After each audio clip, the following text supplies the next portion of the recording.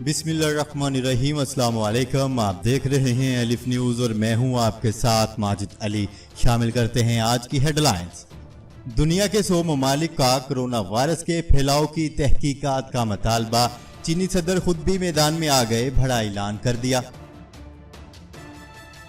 ईद तातीलात पर तुर्की भर में मुकम्मल लॉकडाउन करने का ऐलान। भारतीय फौज की LOC पर बिला इश्तियाल फायरिंग। भारत और नेपाल में कशीदगी बढ़ गई, सरहद पर झड़पें शुरू हो गईं। भारत ने कोई हमाकत की तो बड़े मुनासिब जवाब के लिए मुंतजर रहे, शाह महमूद कुरैशी का वाज़िया पैगाम। हुकूमत का मुल्क के तमाम बड़े एयरपोर्ट को ठेके पर देने का फैसला। आलमी बैंक पाकिस्तान को $37 करोड़ फराहम करेगा, मुआहदे पर दस्तखत। यूरोप में लॉकडाउन में मजीद नरमी, तारीखी मकामात खोल दिए गए। अमेरिका ने खलाई तजर्बात के लिए बगैर पायलट दोबारा काबिल इस्तेमाल ड्रोन को खला में भेजने का कामयाब तजर्बा कर लिया। पाकिस्तान और दुनिया भर की खबरों से बाखबर रहने के लिए अलिफ न्यूज़ को सब्सक्राइब कर लें और बेल आइकन को क्लिक करना ना भूलिएगा।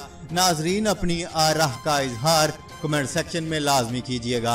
हेडलाइंस आपने जानी, अब बढ़ते हैं खबरों की तफसीलात की तरफ।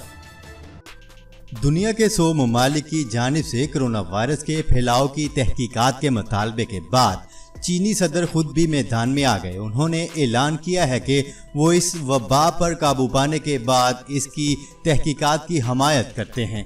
अमरीकी नशरियाती अदारे CNN के मुताबिक दुनिया के 100 से ज़ायद ममालिक ने एक करारदाद पर दस्तखत किए हैं, जिसमें मुतालबा किया गया है कि कोरोना वायरस वबा के बुनियादी मरकज़ की तलाश के लिए आज़ादाना तहकीकात होनी चाहिए। मसवदे में मुकम्मल सफारती ज़बान इस्तेमाल की गई और किसी भी मुल्क का बाकायदा नाम नहीं लिया गया।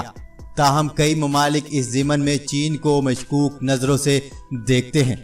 इस हवाले से ऑस्ट्रेलिया का रद्द-ए-अमल सबसे ज्यादा जारहाना रहा। इसका ख्याल है कि चीन इस बहरान के आगाज में इससे निपटने में नाकाम हो गया। ऑस्ट्रेलिया ने चीन की इस ख्वाहिश की भी मुखालफत कर दी कि इस मामले की तहकीकात आलमी अदारे सेहत के तहत की जाए। चीन की जानिब से भी ऑस्ट्रेलिया को सख्त पैगामात दिए जा चुके हैं।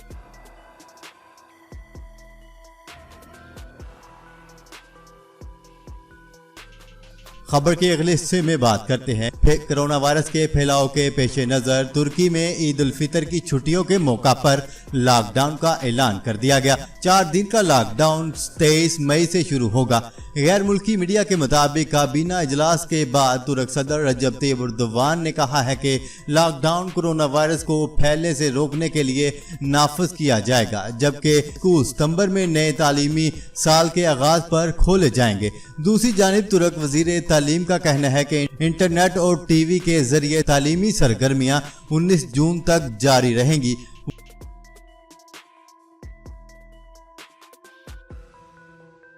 खबर के अगले हिस्से में बात करते हैं। भारतीय फौज ने लाइन ऑफ कंट्रोल पर एक बार फिर बिला इश्तियाल फायरिंग की, जिसके नतीजे में एक शहरी जख्मी हो गया।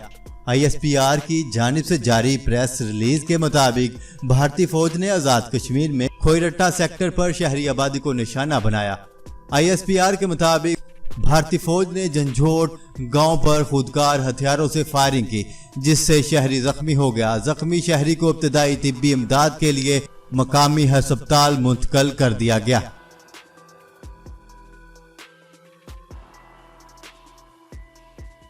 खबर के अगले हिस्से में बात करते हैं। नेपाल और भारत की सरहद पर भी झड़पें, फायरिंग का तबादला, दोनों मुल्कों के माबैन कशीदगी बढ़ गई।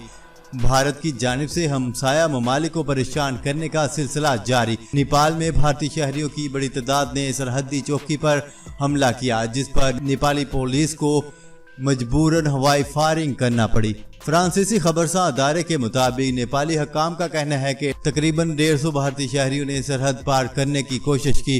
ان کسانوں نے یہاں زمین ٹھیکے پر لے رکھی ہے، تاہم کورونا لاک ڈاؤن کی وجہ سے نیپال حکومت نے سرحدی راستے بند کر رکھے تھے، جس کے باوجود کسانوں نے سرحد پار کرنے کی کوشش کی۔ کسانوں کا کہنا ہے کہ وہ اپنی فصل کاٹنا چاہتے ہیں، لیکن بھارت اور نیپال کے درمیان سرحدی معاملات بتدریج بگڑ رہے ہیں۔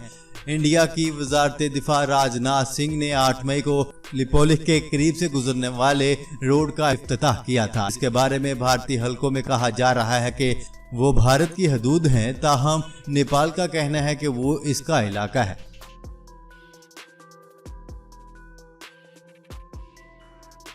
خبر کے اگلے حصے میں بات کرتے ہیں۔ وزیر خارجہ شاہ محمود قریشی کا کہنا ہے کہ پاکستان جنگی جنون میں مبتلا نہیں ہونا چاہتا، لیکن بھارت نے کوئی حماقت کی تو بڑے مناسب جواب کے لیے منتظر رہے۔ تفصیلات کے مطابق وزیر خارجہ شاہ محمود قریشی نے افغانستان کے حوالے سے اپنے بیان میں کہا ہے کہ خطے میں بہت بڑی ڈیولپمنٹ ہوئی ہے۔ افغانستان کے مسئلے پر سیاسی ڈیولپمنٹ درکار ہے۔ افغانستان کے اندرون مسائل کی وجہ سے امن رک گیا تھا۔ کل اشرف غنی اور عبداللہ میں معاہدہ ہوا ہے۔ دعا گو ہیں افغانستان قیادت مل کر معاملات کے حل میں تعاون کرے گی۔ وزیر خارجہ کا کہنا ہے کہ ہم افغانستان کی بھرپور امداد اور تائید کرتے رہیں گے۔ مقبوضہ کشمیر سے متعلق شاہ محمود قریشی کا کہنا ہے کہ کشمیر پر توقع تھی کہ کرونا وائرس کی بھارتی رویے میں تبدیلی آئے گی۔ توقع تھی کہ مقبوضہ کشمیر پر پابندی میں نرمی ہوگی۔ بدقسمتی سے ایسا نہیں ہوا۔ ہندوستان کورونا کی آڑ میں اپنے عزائم کو فروغ دے رہا ہے اور غیر متعلقہ لوگوں کو جائیداد خریدنے کی اجازت دے رہا ہے۔ ان کا کہنا تھا کہ پاکستان نے ہر فورم پر مسئلہ کشمیر کو اٹھایا اور مذمت کی۔ ہندوستان اپنے عزائم کے لیے کچھ بھی کر سکتا ہے۔ پاکستان جنگی جنون میں مبتلا نہیں ہونا چاہتا۔ بھارت نے فروری میں ایک حرکت کی، اس کا مناسب جواب بروقت ملا۔ بھارت نے کوئی حماقت کی تو بڑے مناسب جواب کے لیے منتظر رہے۔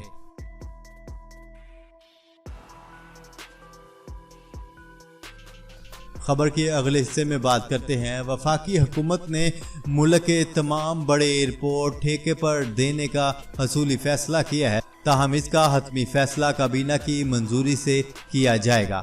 ذرائع کے مطابق تمام ایئرپورٹس ٹھیکے پر دینے کی سمری منظور کی گئی ہے۔ ذرائع کے مطابق ملک کے تمام ایئرپورٹس ٹھیکے پر دینے کی سمری منظوری کے لیے منگل کو وفاقی کابینہ کے اجلاس میں پیش کی جائے گی۔ وزیر اعظم عمران خان کی زیر صدارت کابینہ کے اجلاس میں پاکستان کے تمام بڑے ایئرپورٹس آؤٹ سورس کرنے کی منظوری سمیت 6 نکاتی ایجنڈے کا جائزہ لیا جائے گا اور اجلاس میں security and exchange commission of Pakistan policy board کے چیئرمین کی تعیناتی کی منظوری بھی دی جائے گی۔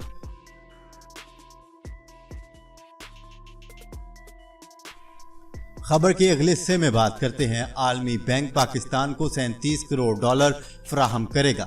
رقم میں $20 کروڑ پنجاب میں صحت عامہ پروجیکٹس پر خرچ ہوں گے، جبکہ رقم میں $17 کروڑ خیبر پختونخوا زرعی شعبے کی بہتری پر خرچ ہوں گے۔ اسلام آباد میں سیکرٹری اقتصادی امور انور احمد اور عالمی بینک کے پاکستان میں ڈائریکٹر نے معاہدے پر دستخط کیے۔ معاہدے کے تحت ورلڈ بینک اور وزارت اقتصادی امور کے مابین 2 منصوبوں کے لیے $371 ملین فنڈنگ فراہم کرے گا۔ تقریب میں وفاقی وزیر برائے اقتصادی امور خسرو بختیار نے بھی شرکت کی۔ وفاقی وزیر خسرو بختیار کا سماجی ترقی پروگرام اور زرعی شعبے میں فنڈنگ پر ورلڈ بینک کا شکریہ ادا کیا گیا۔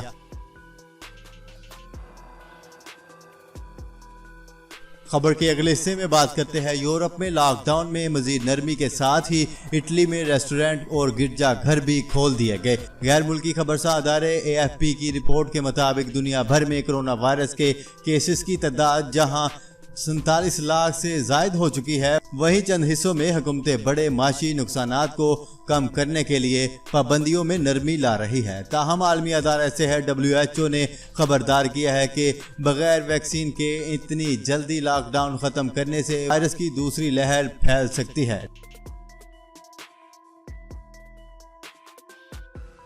خبر کے اگلے اور آخری حصے میں بات کرتے ہیں۔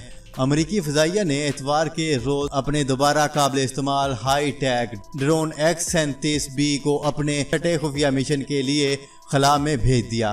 نیوز رپورٹ کے مطابق امریکی ایئر فورس نے بتایا ہے کہ ڈرون امریکی خلائی پروگرام کے ذریعے 2011 میں ریٹائر کیے گئے خلائی شٹل کے چھوٹے ورژن سے ملتا جلتا ہے۔ ان کا کہنا ہے کہ یہ کئی مہینے مدار میں گزارے گا جہاں یہ کئی تجربات کرے گا۔ سیکرٹری دفاع مارک ایسپر نے ڈرون کے تجربے کے فوری بعد ٹویٹ میں کہا ہے کہ 37BX دوبارہ قابل استعمال خلائی جہاز کے چھوٹے مشن پر مبارکباد پیش کرتا ہے۔ جی تو ناظرین، آج کے لیے اتنا ہی۔ مزید خبریں لے کر بہت جلد آپ کی خدمت میں حاضر ہوں گے۔ تب تک کے لیے اپنا خیال رکھیے گا۔ اللہ نگہبان۔ پاکستان زندہ باد۔ پاکستان آرمی پائندہ باد۔